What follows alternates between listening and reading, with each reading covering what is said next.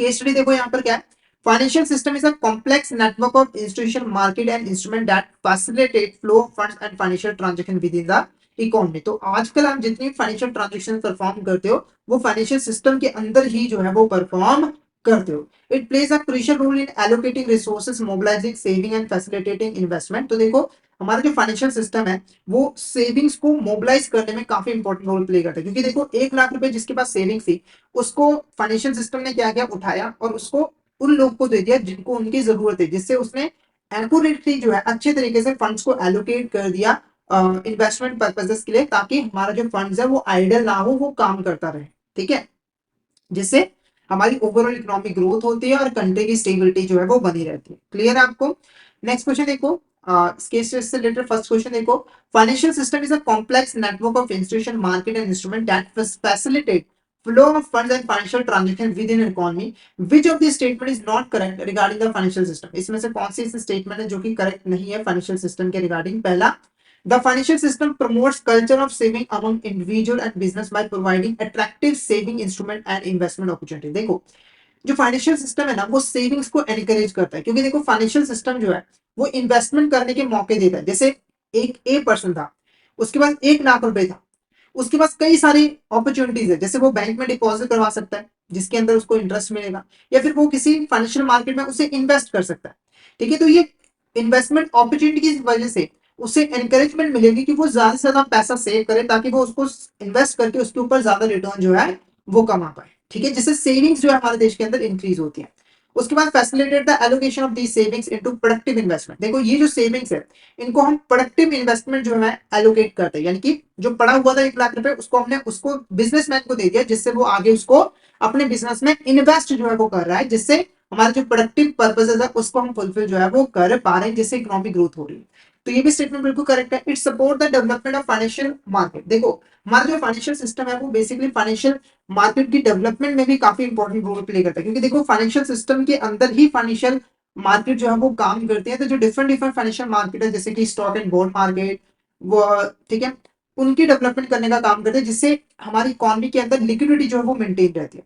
It only provide financial service to private sector only, not government. तो यहाँ पर ये स्टेटमेंट कर रहे थे, क्योंकि फाइनेंशियल सिस्टम जो है वो पूरी इकोनॉमी को ही फाइनेंशियल सर्विसेज जो है वो प्रोवाइड करता है।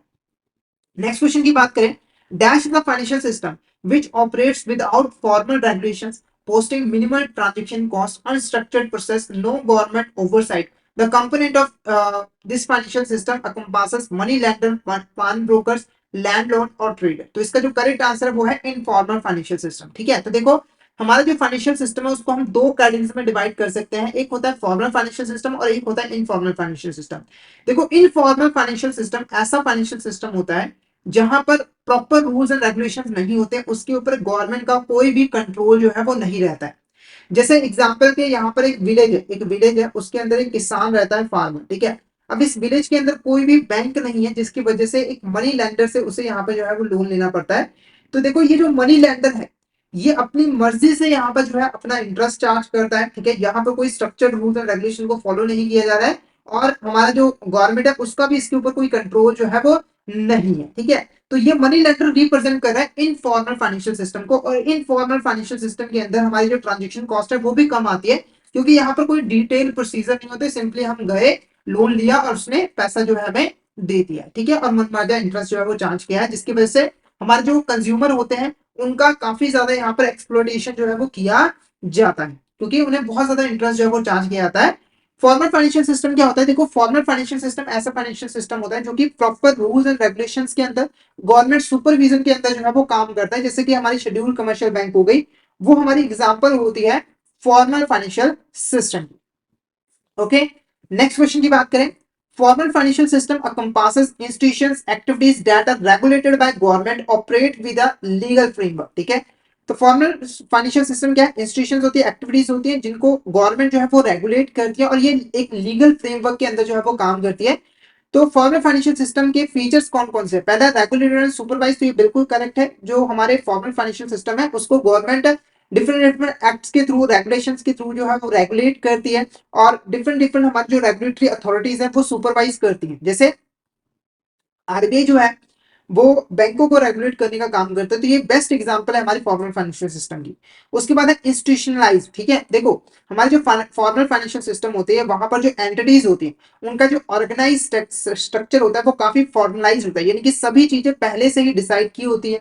ठीक है, प्रॉपर यहाँ पर टर्म एंड कंडीशन के अकॉर्डिंग लोन दिया जाता है। ठीक है, यानी प्रॉपर मतलब कि प्रॉपर टर्म एंड कंडीशन के अकॉर्डिंग जो है वो काम जो है वो किया जाता है। उसके बाद फाइनेंशियल स्टेबिलिटी, ये जो फॉर्मल फाइनेंशियल सिस्टम है वो फाइनेंशियल स्टेबिलिटी को भी मेंटेन करने में काफी यहाँ पर हेल्प जो है वो करता है। इसी के साथ कंज्यूमर प्रोटेक्शन, तो ये भी करेक्ट है, तो क्योंकि देखो गवर्नमेंट का पूरा कंट्रोल होता है इसके ऊपर, तो जो बैंक्स वगैरह है वो गवर्नमेंट के अकॉर्डिंग काम करते हैं जिससे कंज्यूमर को प्रोटेक्ट जो है वो किया जा सकता है। पर इनफॉर्मल फाइनेंशियल सिस्टम के अंदर कंज्यूमर को प्रोटेक्ट जो है वो नहीं किया जा सकता है। तो option D is the correct answer. ये सारे के सारे हमारे फीचर्स होते हैं फॉर्मल फाइनेंशियल सिस्टम के। इसके फीचर्स होते हैं फॉर्मल फाइनेंशियल सिस्टम के। नेक्स्ट क्वेश्चन देखो, which of the following is an example of formal financial system. इसमें से कौन सी हमारी यहाँ पर एग्जांपल है फॉर्मल फाइनेंशियल सिस्टम की। पहला nationalised bank, regional rural bank, commercial bank या फिर ऑल ऑफ द अबव। तो फटाफट से यहाँ पर इसका आंसर बता दीजिए, इसमें से कौन सी हमारी यहाँ पर एग्जांपल है फॉर्मल फाइनेंशियल सिस्टम की, फटाफट से बता दीजिए। Nationalised banks, regional rural banks, commercial banks और ऑल ऑफ द अबव। क्या होगा इसका करेक्ट आंसर, फटाफट से चैट बॉक्स में बता दीजिए इसका करेक्ट आंसर आपको क्या लग रहा है। तो इसका जो करेक्ट आंसर है वो है option D, all of the above is the correct answer, क्योंकि ये सारे के सारे फॉर्मल फाइनेंशियल सिस्टम का ही हिस्सा है। नेशनलाइज्ड बैंक ऐसी बैंक होते हैं जिनके ऊपर गवर्नमेंट की ओनरशिप होती है, तो ये तो डायरेक्टली गवर्नमेंट के अंडर आता है। रीजनल रूरल बैंक एक पर्टिकुलर रीजन को सर्व करने के लिए जो है वो बनाए जाते हैं और ये भी गवर्नमेंट के कंट्रोल में डायरेक्टली आते हैं। कमर्शियल बैंक जो है वो आरबीआई के कंट्रोल में आ जाता है। तो ये सारे हमारे फॉर्मल फाइनेंशियल सिस्टम की एग्जाम